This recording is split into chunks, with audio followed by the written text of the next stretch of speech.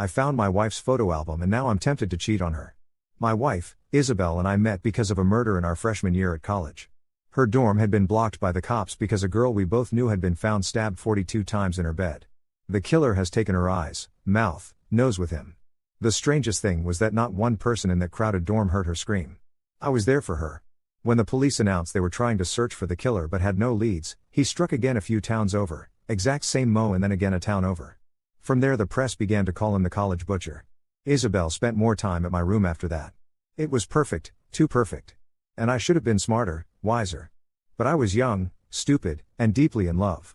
We got married a few years after college, after I had got a job as a software developer, and she had got a job working as a teacher at the local high school. We bought a house in a quiet, safe neighborhood, in a quiet, safe town, and for a while everything seemed so good. For 10 whole years, everything has been good.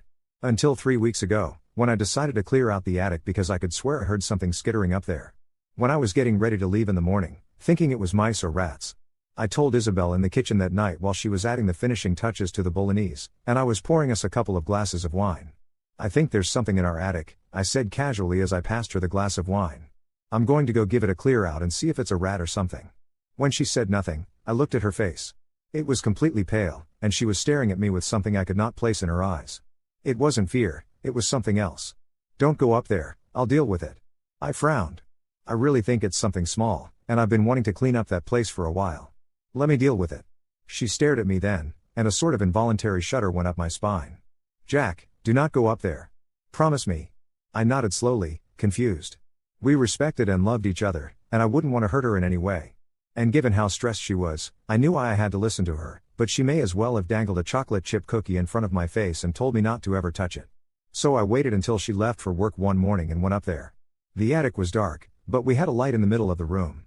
Regardless, I had my phone's torch I could rely on since ours was an older house. We had actual stairs leading up to the attic as opposed to a ladder. And when I walked to the end of the hallway and opened the door that led to the attic, I swore I heard a creak at the top of the stairs. The kind of creak only a foot can make when it lands on a faulty floorboard. The hair at the back of my neck stood up as though a cold draft had blown into the hall. I squinted into the darkness at the top of the stairs and softly asked hello. As the moments passed, rationality caught up with me. How stupid was I to think there was something up there? Annoyed at myself, I climbed, grasped my phone, and flicked the torch, and with more confidence than I truly possessed, I walked up the stairs, listening to each stair creak as I did. The attic was creepier than I remembered it.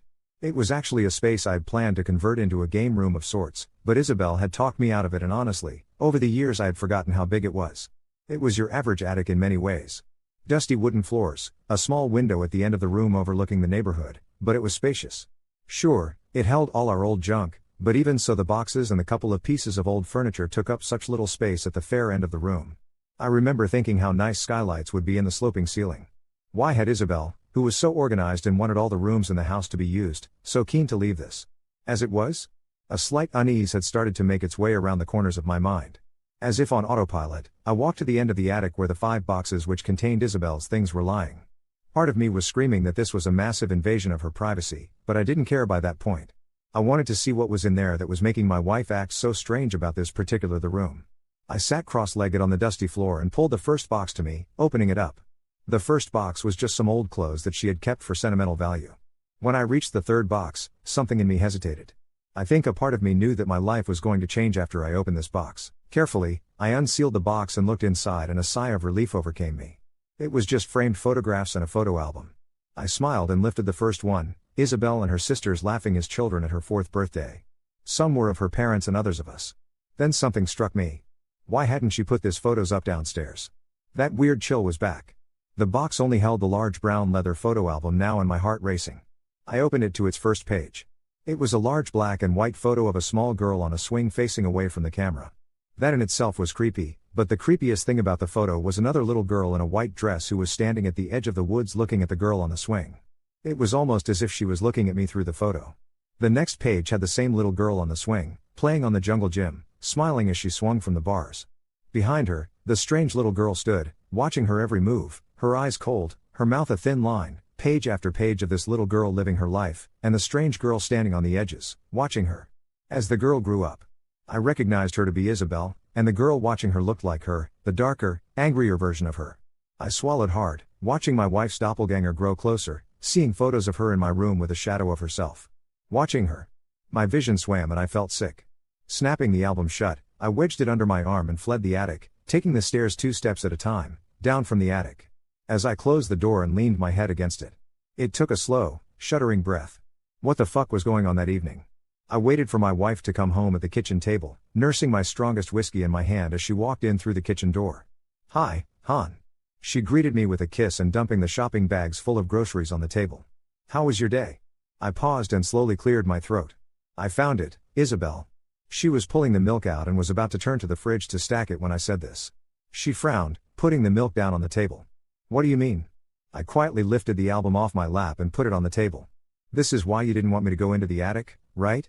The words came out harsher than I intended them to. She looked at the album and her face turns pale, as though she has seen a ghost.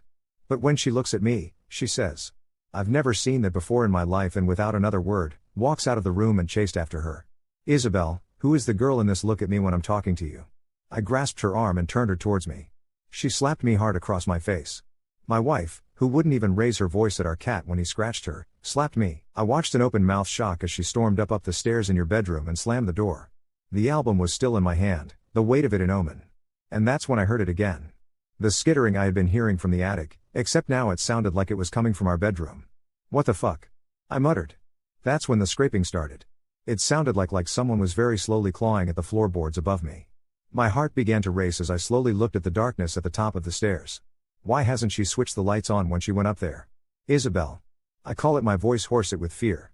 At first there was nothing, but then I heard it. "Isabel." A high-pitched voice marked from the darkness. My blood ran cold. I was terrified, but the thought that my wife could be in danger was more overpowering. I ran up the stairs to our bedroom door. I found it wide open, with no trace of my wife inside. "Is Isabel?" I asked hesitantly as I looked around the empty bedroom. That's when I felt it, a cold hand grabbing my ankle from under the bed. I screamed and pulled myself out of its grasp, stumbling backwards until I fell against Isabel. She grabbed my hand and dragged me down the stairs. "I told you not to go into the attic." She sobbed as she dragged me to the front door.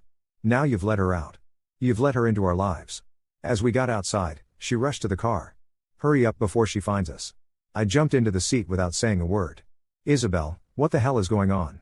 She started the car and we zipped out of the driveway. I could see her knuckles were white from gripping the steering wheel so hard. She finally spoke, her eyes focused on the road. "She's always been there, always angry. You see, I'm the one who got to live." "What?" I was more confused than ever. "I'm a twin, Jack," she said to me quietly. "I'm the twin that survived while she died in the womb."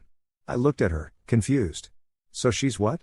"She's an evil spirit who wants a chance to live. And ever since I was born, she's been eating away at my life." That album was a way to trap her. Those photos were like talismans. I used to keep her in there, every single physical piece of evidence she exists. When we were in college and that awful thing happened, I went to a professional. She helped me trap her. And then? And then I opened up the album and let her out. I said softly. She nodded, a resigned sigh, escaping her lips. "She wants to be me. You understand? She won't stop until she has absorbed all of me." I was quiet. That's when I saw the movement in the mirror. Turning around, I saw the thing that wanted to be my wife sitting there, grinning at me. I yelled. Isabel slammed on the brakes. We didn't even see that truck coming. We didn't have a chance.